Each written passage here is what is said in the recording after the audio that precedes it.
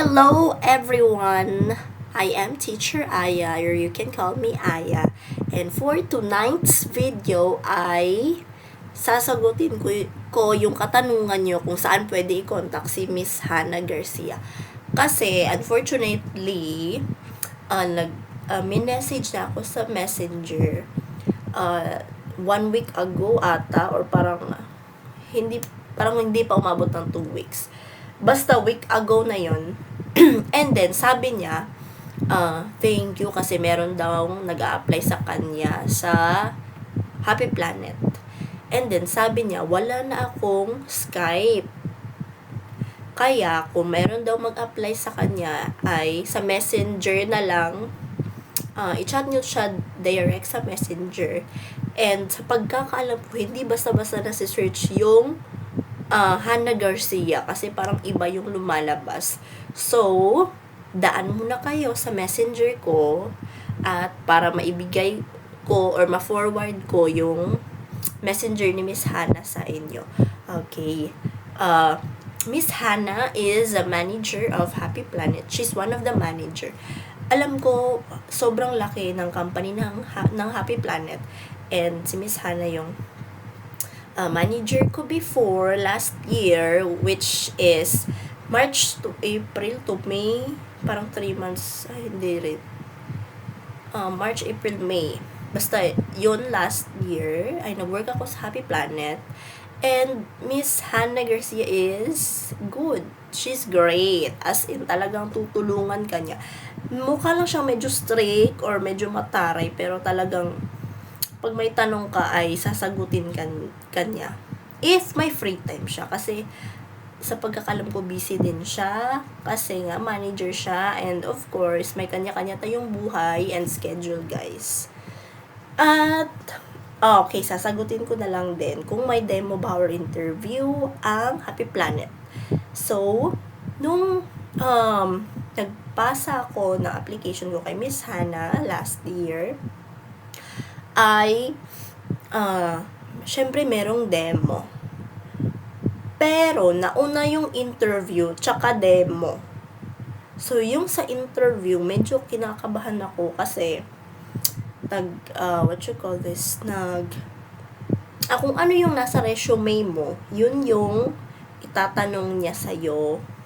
Tsaka kung alam mo ba paano gumamit ng class in, yung sa work experience mo.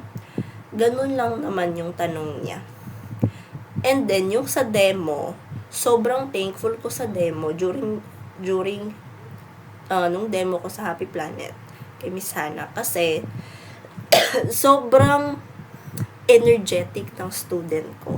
Ng student na demohan ko. Or na-demohan ko. Sobrang yung energetic at madaldal. As in, talagang kung ano na lang yung masabi ko, yun na yun. Kasi yung utak ko minsan naglo-loading kasi sobra talagang energetic ng bata.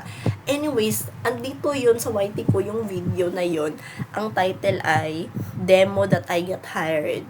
So, yun ay, I think, 500 views pa yun. Or, no, 200, almost 300 yung views. Sa pagkakaalam ko lang, ewan ko lang ngayon kung ilang views na yun.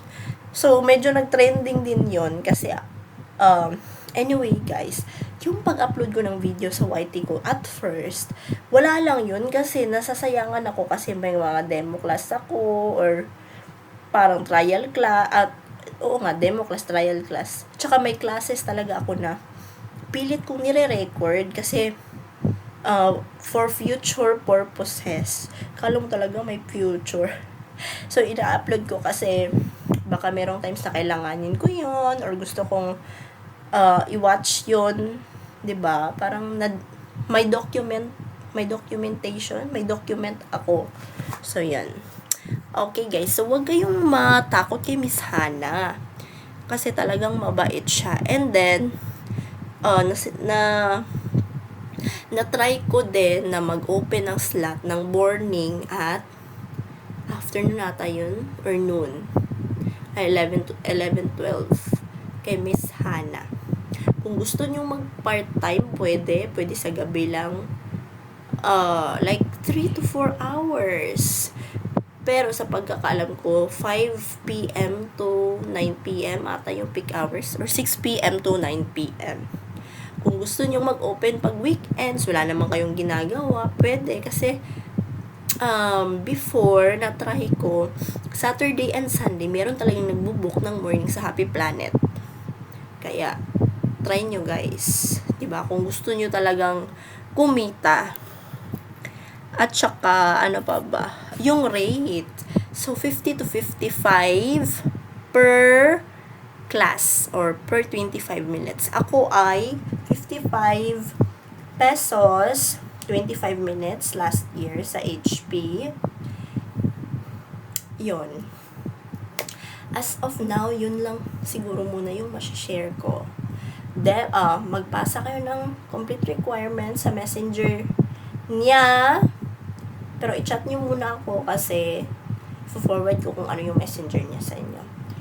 And then, pagkatapos nyo magpasa sa kanya, if mag-reply siya or kung ano ba, punta kayo sa mag-i-interview kayo, schedule for interview, and then demo.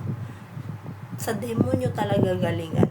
Sa interview, galingan nyo din kasi anong tawag doon? Just be yourself, just be honest. Sa demo, talagang kung gusto mo talagang ma-hire, syempre kakapalan mo talaga yung mukha mo. 'Di ba? Parang nananalamin ka na walang tao, yung ikaw lang. Pag demo class kasi, kailangan mo ng sobrang daming confidence, daming smile, ng patience. Yun ang sobrang kailangan mo during demo class. So, that's it guys. I hope na nasagot ko yung tanong nyo kasi ang daming nagko-comment na saan ba may message si Miss Hannah Garcia?